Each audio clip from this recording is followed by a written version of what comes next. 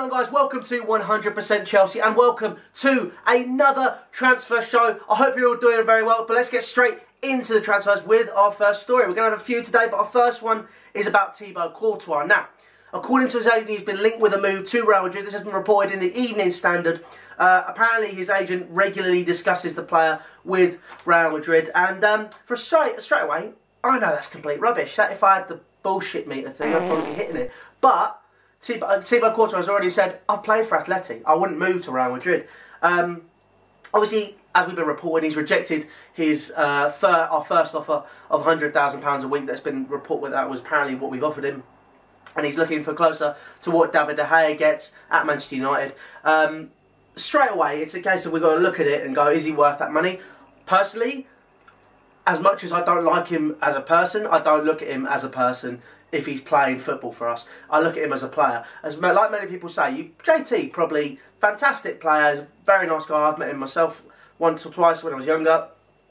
But, you know, obviously a lot of people think because of all the history around all the racism and stuff that happened, and I understand it, it's fine. They can think what they like of him, that he's not a nice guy.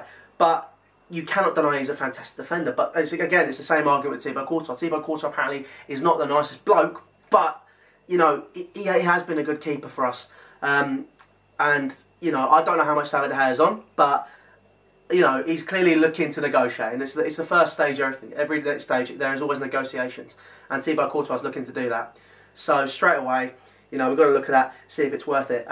But, yeah, let you know what you think. Put a poll card.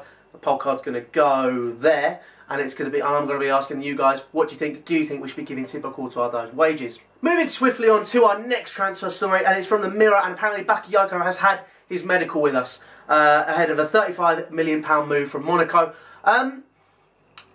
Yeah, I guess so. I mean, I'm kind of sat on the fence here. He looks like he's going to be one of our signings that's announced on the 1st, as Lawrence was saying yesterday, with the huge Nike deal. Obviously, Adidas did something similar with Paul Pogba last season. But, I mean, if you look at all the videos from the past, one of my favourites, obviously, World Cup 2014 with Ronaldo and Rooney and those Nike adverts. You know, Nike are renowned for their publicity campaigns. So this is going to be very interesting to see what happens. So Bakayoko seems to be done pretty much. That's what I've been reading. That's what Mirror's been saying. He's had his medical. He's on his way to Stamford Bridge. Obviously, he's been coming to and from London over the past few weeks, and it looks pretty much sealed. So, you know, it's going to be very interesting to see what happens with Bakayoko. Obviously, I'm a bit disappointed because now I'm worried about players like Nathaniel Chalobah. We don't really have youth in that setup anymore. We've got guys on the fringes, but I wouldn't be seeing them playing. Chalobah's obviously having transferred contract talks with Chelsea, saying he's worried about his first team place. He's worried regarding what he's going to get.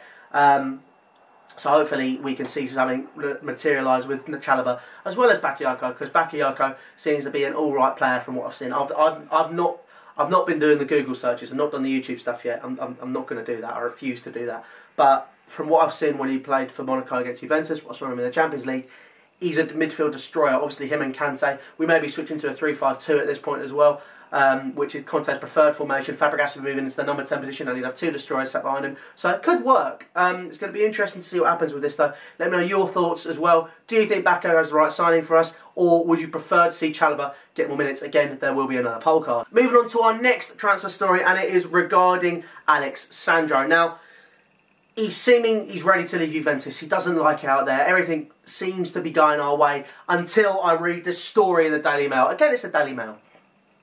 That's just going to say it's the Daily Mail. You don't really need to say much else. But apparently PSG are very heavily contesting us for Sandro. Obviously, they're looking to strengthen that left-back position. Obviously, they've got Kozawa there, but they've got Maxwell. But they evidently wanted to strengthen even more with Sandro, one of the best fullbacks in Europe that he's proven this season. Obviously, again, it's a £61 million price tag. Now, this would be, I think it would be the highest paid fee for a defender. It would be. It would be what PSG gave us for David Luiz. So obviously, it's going to be very interesting to see what happens.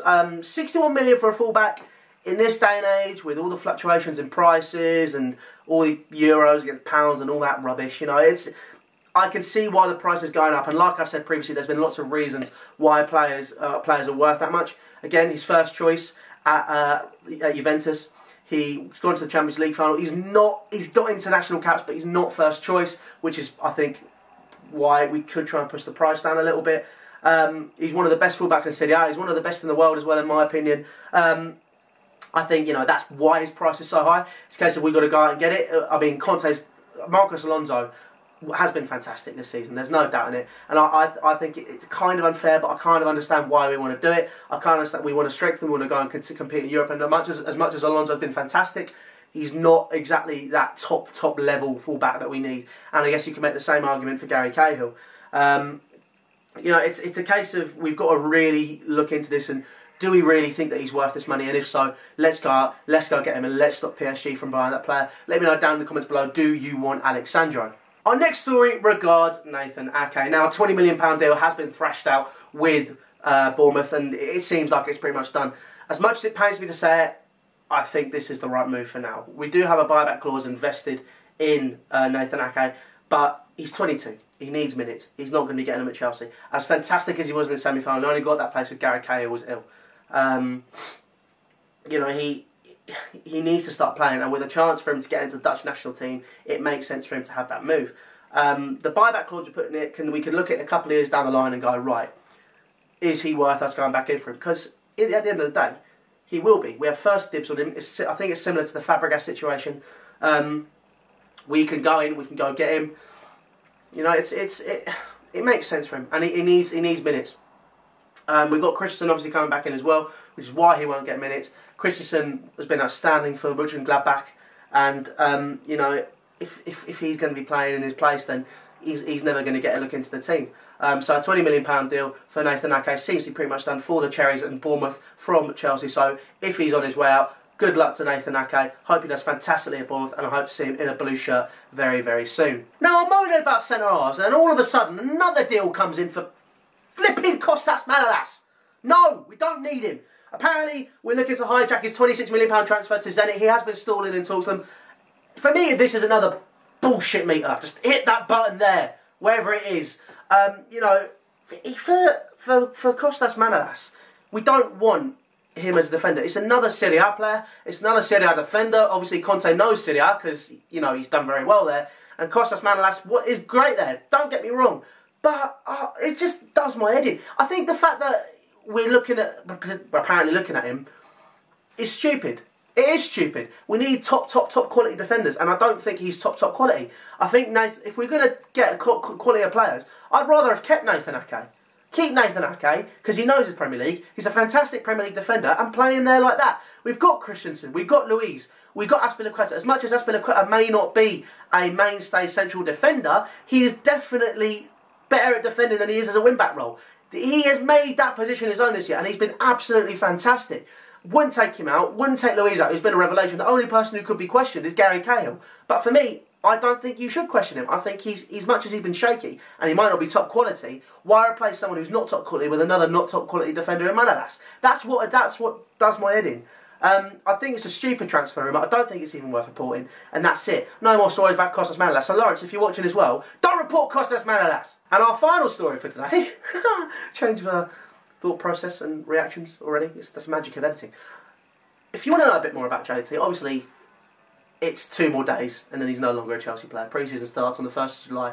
John Terry's on his way out. I've been watching his Instagram and crying every day, just looking at it, thinking, you know, this is the last time I'm going to see him in a Chelsea shirt. But obviously there's been 2 toss-ups between clubs in the Midlands for him. It's been Aston Villa and it's been Birmingham. Now obviously Birmingham, he has a relationship with Harry Redknapp through Frank Lampard and such. But he seems to be on the verge of joining Aston Villa. Now obviously he said he's not going to play in the Premier League because he doesn't want to play Chelsea. But he might feel that Aston Villa has more potential of going up. But for me, what a swinger could be is the fact that Steve Bruce has said if he becomes to Aston Villa, when Steve Bruce leaves, he will succeed Steve Bruce as manager of Aston Villa. Now, he's been getting his coaching badges, has been learning Portuguese, so obviously we all thought he might be on the way to Portugal, he might be, you know, doing some coaching in Portugal. But it seems like this could be the swing. I think John Terry is on his way to Aston Villa, but what do you guys think? Do you think this is a good move for him? And do you think he would make a good manager? Again, poll card on one of the sides. This is the thing with cameras, you can't ever tell. But there will be a poll card, and I want you to tell me what you think about John Terry. But, guys, that has been your transfer show for today. All done and dusted. Make sure you subscribe to 100% Chelsea. All social media links are down in the description of Facebook, Snapchat, Twitter and Instagram. Also find my personal Twitter down there if you want to have a conversation with me. Leave in the comment section all your thoughts on the video. Let me know. What do you think about all the transfer stories? What do you think about Ake? What do you think about John Terry? And what do you think about Bakayoko and the other players involved? But guys, again, make sure you subscribe to 100% Chelsea, and we will see you tomorrow for another transfer show. Take care.